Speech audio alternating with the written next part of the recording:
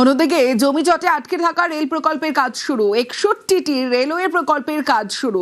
জমি জটে আটকে থাকা রেল প্রকল্পের কাজ শুরু। রোজগার মেলা থেকে ঘোষণা করেছেন মুখ্যমন্ত্রী শুভেন্দু অধিকারী।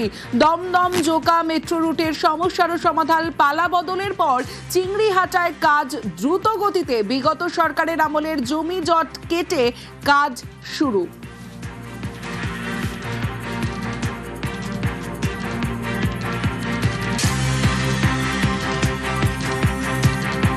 माननीय रेल मंत्री मिस्टर अश्विनी वैष्णव जी 61 रेलवे प्रोजेक्ट रेलवे बोर्ड থেকে অ্যাপ্রুভ করেছেন। শুধু ল্যান্ডের জন্য আটকে ছিল, আমরা ল্যান্ড দেওয়ার জন্য ডাইরেকশন কনসার্ন ডিপার্টমেন্টকে দিয়ে দিয়েছি।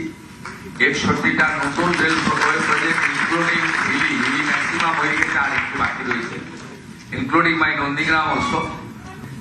ডবল ইঞ্জিনের টেস্ট পশ্চিমবাংলার পিপল পাবে। আপনাদের জোকা থেকে দমদম মেট্রো মাত্র 666 মিটার। চিংড়িঘাটাতে যে আমাদের বটল ছিল, যে জটিলতা ছিল, সেটাও আমরা ক্লিয়ার করে দিয়েছি। আমাদের এই রাজ্যে যে গুড অপরচুনিটি রয়েছে, এই অপরচুনিটিকে প্রপারলি ইউজ করে ডবল ইঞ্জিনের হাই স্পিডে আমরা ছুটবো একসঙ্গে। এখানে সেন্ট্রাল গভর্নমেন্ট অর্গানাইজেশন একসঙ্গে কাজ করবে এবং বিকশিত ভারত তখনই সম্পূর্ণ হবে যখন ডক্টর শ্যামাপ্রসাদ মুখার্জির পশ্চিমবঙ্গ বিকশিত হতে পারবে। যে অপরচুনিটি আপনারা আমাদের দিয়েছেন, আমরা সার্ভ করব।